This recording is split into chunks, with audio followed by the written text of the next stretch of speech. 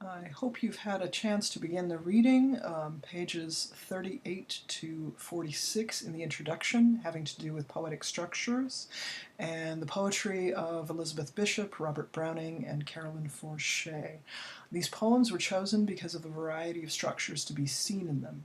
My Last Duchess is a dramatic monologue, because it sounds like a speech from a character in a play.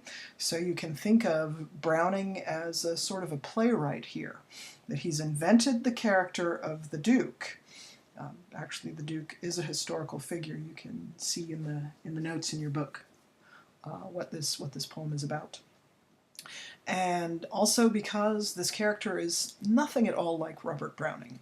My Last Duchess, you can see that the situation is a duke speaking to an envoy who has come to discuss the whatever decisions need to be made for the duke to marry the envoy's employer, who I believe is a count. And what is odd about this speech is My Last Duchess is extremely creepy in content, if you think about it. My Last Duchess refers to his former wife, and she is no longer his wife because, well, I think you can interpret it easily enough from the poem. He has killed her. And he has killed her because, you can also interpret from the poem, she was extremely young, a girl, really, and she was happy to be with people. A child who enjoys the company of others and is easily interested and curious, kind of like a puppy. And he killed her because he thought that she was flirting with everybody. This says a lot about this Duke, yes? So the purpose of this poem is to illustrate, if you like, kind of the social problem of having a man have so very much power that he is able to treat other human life as a bit of a plaything. Anyway, good poem. As a poem. You also have Elizabeth Bishop's The Fish, which is what we call free verse. Free verse means that all the lines are the same length, they have the same foot meter, an iamb, which kind of goes like this, da-dum, da-dum, da-dum, da-dum, da-dum. Yes, a light thump followed by a hard thump. It's one of the most common meters in popular music, and it's pretty close to the way the human heartbeat sounds, and that's the iamb as a meter. But it's free verse because it's metered, but it doesn't have an end rhyme scheme, which you'll read about in the introduction. Elizabeth Bishop's Sestina, she calls it Sestina to call attention to the structure, and you can see it defined in your glossary. Her one art is a villanelle, which you can also see defined in the glossary. And her sonnet is a sonnet, which is defined in the introduction. Okay, and then the last poem of the group is The Colonel, which is what we call a prose poem. Prose because it looks like prose, it's shaped like a paragraph. It does not have the line lengths that you expect in an edited book of poetry in the English language, which are usually kind of an even length. But it's a poem because there isn't any sort of prose that could convey the meaning of the Colonel in so tight a space. If you like, perhaps, to my mind, the very best definition of what makes something a poem, it's not rhyme, and it's not meter. It's the density of the work, how much meaning is conveyed in a very tight little package. And the Colonel is a poem. Even though it's a paragraph, it's a poem because of the amount of meaning that it gets across in a small structure. Tight structures are used to reinforce the meanings of the poems. The most tightly constructed poems of this group are the works of Elizabeth Bishop, Sestina, One Art, and Sonnet. Bishop was a master of poetic structure, so much so that the meaning the reader derives from the poem is largely gathered by understanding the structure of the poem. So you want to make sure to read those definitions of these poetic genres and apply those definitions to what you see in the poems. Sestina is a good example of this. Most readers would notice by her frequent reference to the Farmer's Almanac that she was pointing to time as a circular thing rather than a linear thing. Farmer's Almanac, I've got a hyperlink there for you so you can have a look at what it is, but basically ever since Hesiod's Works and Days in ancient Greece, farmers have had access to some sort of material that explains what you're supposed to do every day of the year to run a farm, what you're supposed to plant when you're supposed to harvest it, how you're supposed to preserve it, all of those things. And these are things that would be done on the same day every year. So it's circular time, just like the seasons are circular, just like July 4th is circular. It happens every single year, and every single year on July 4th, you and your family might even do the same thing, right? Or December 25th, you might do the same thing every year. That's what makes time circular, as in going in a circle, because it comes back around and you do it over again. The same actions are taken at the same time every year. However, the structure of a sestina is also highly repetitive, so the poem is called Sestina to emphasize that it is a sestina, and you can look at the definition of that in your book. This greatly reinforces for readers the idea that the grandmother's feelings about her loss of a child will always return. She would not get over it with a clean break that linear time offers. What is linear time? 2001, it happened for a year, it's never going to happen again. 2018, it happened for a year and it's never going to happen again. People are toddlers for a very limited period of time and they are never toddlers again. You were 10 years old once upon a time and you're never going to be 10 years old again. That's linear time. It passes. Sonnet may be an even stronger example of the meaning coming from structure. You can read that poem, right? Read sonnet. Read it 5 times. And even after the 5th time, you still might have some trouble understanding what it means until you read the definition of sonnet. There are 2 main types of sonnet, Italian and English. Both types represent an argument structure. The Italian sonnet has 2 main parts that serve as point and counterpoint. The first part is an octave meaning 8.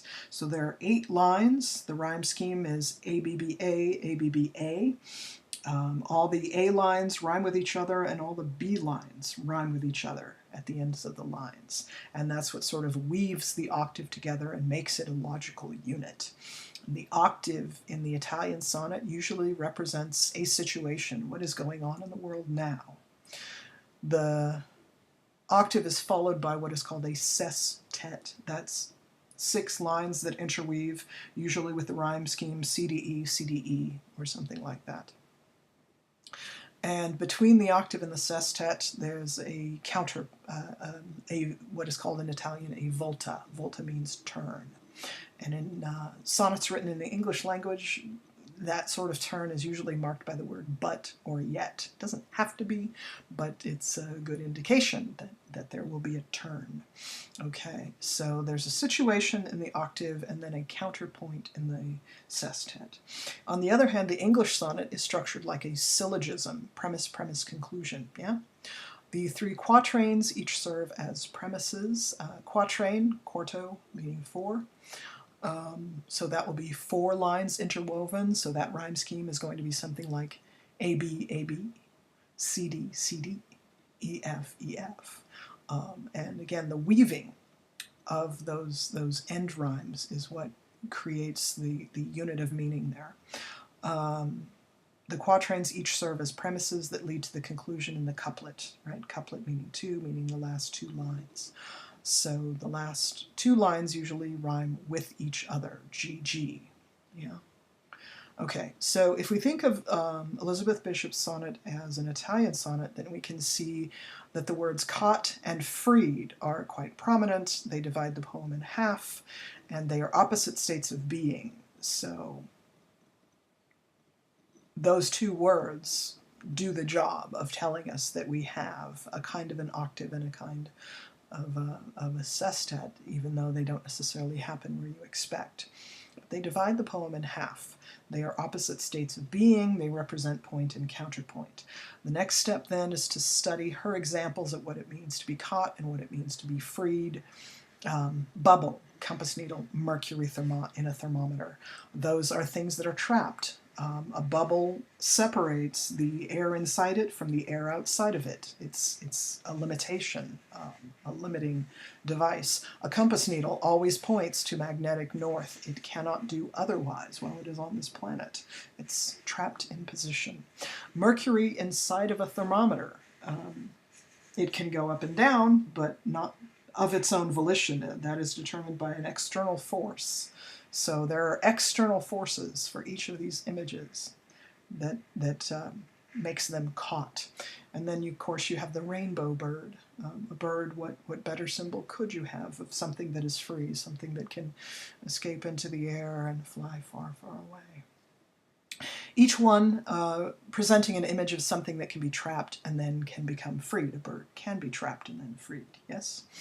And also the poem includes the word gay, which could be used to mean homosexual by 1979. In fact, by probably the late 1890s, the word gay meant happy, but it could, in some social circles, mean homosexual for nearly 100 years by the time Sonnet was published. And so if you think in terms of what kind of a social life a gay person is going to have in the 1970s, and the need to be caught in some social circles and to be freed in others, that might make a kind of an easy way of understanding how this poem has something to do with Elizabeth Bishop. That said, however, caught and freed, 1979, this is, if you like, kind of the dying embers of most of the civil liberation movements, the civil rights movement, the women's liberation movement, anti-war, very many things converging in the 60s and 70s. Ideas about society being too limited and needing to be more open.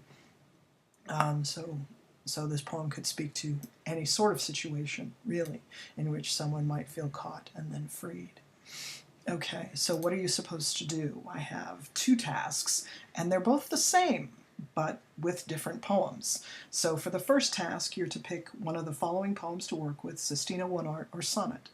For your selection, decide who the speaker is. You should not decide that it's a particular person. You should not decide that it is the poet. Instead, you're supposed to invent your own character because you're going to tell a story. Okay? So a sort of a character that represents what the speaker of the poems are. And do not use the poets. Do not make any assumption whatsoever that, that this has to have something to do with the poet. Instead, use your own creativity and powers of invention. Decide what the situation is for the speech. This will require you to interpret the poem. Imagine this specific speech being given by a particular person in a particular situation. Once you have a speaker in a situation, then you are to imagine the poem as a story instead, and then tell that story. Use a paragraph or two. Tell this story in the first person. Use I for the speaker. Okay, so sestina, one art, or sonnet, any of the three, pick one and turn it into a story. And that means that there has to be a situation, there has to be, if you like, a protagonist, there has to be, if you like, some kind of an obstacle, there has to be tension, and there has to be some kind of ending, resolution that you are to do in a paragraph or two. And then do it again. Second, pick one of the following poems to work with. Your choices are My Last Duchess, The Fish, or The Colonel. Any of the three. Okay? And again, very same task, okay? Go at it. Write a story. Imagine who the speaker is. Make up your own speaker. But your situation should somehow be an interpretation of what the poem is. So there should be some kind of a connection, a clear connection between your story and the poem. The situation of the speaker, what the problem is, and what seems to be the outcome. So I hope you have a lot of fun with this. Good luck.